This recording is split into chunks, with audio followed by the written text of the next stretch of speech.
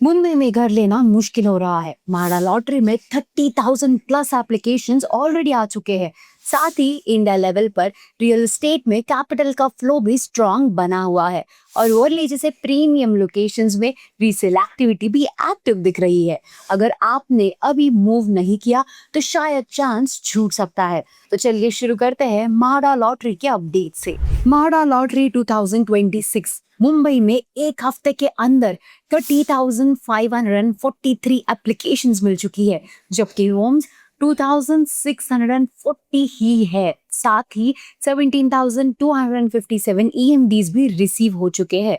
Application का last date April 29, EMD last date April 30 and result मई 15, 2026 को आएगा। तो ये क्लियर सिग्नल है कि मुंबई में अफोर्डेबल हाउसिंग की डिमांड स्ट्रांग है।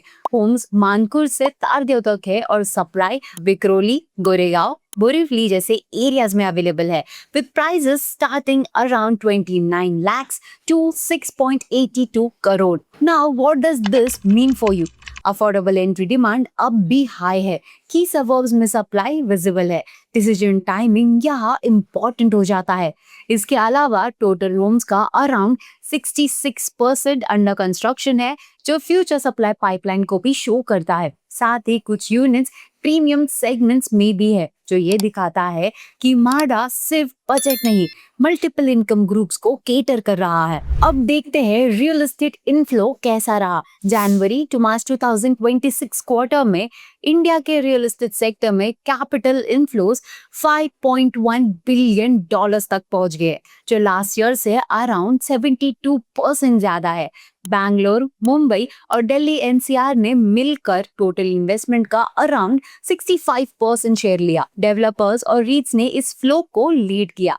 इसका सिंपल मतलब है कि लार्ज कैपिटल अब भी रियल एस्टेट पर ट्रस्ट दिखा रहा है। ऑफिस एसेट्स और लैंड एक्विजिशंस ने मेजर शेयर लिया और डोमेस्टिक इन्वेस्टर्स ने ओवरऑल इनफ्लोज का अराउंड 96% कंट्रीब्यूट किया।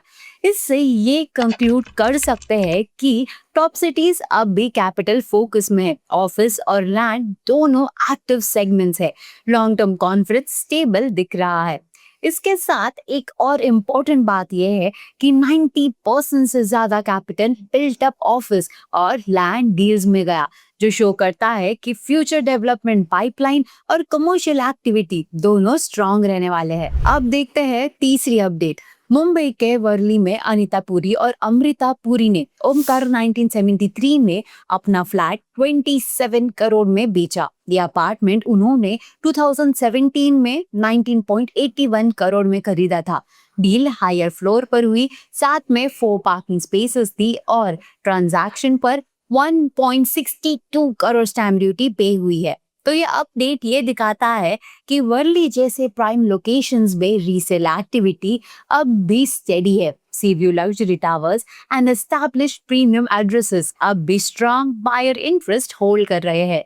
Now, this shows that Worli premium resale का एक्टिव जोन बना हुआ है। लग्जरी टावर्स में डिमांड कंसिस्टेंट है। Prime locations long term value hold करते हैं।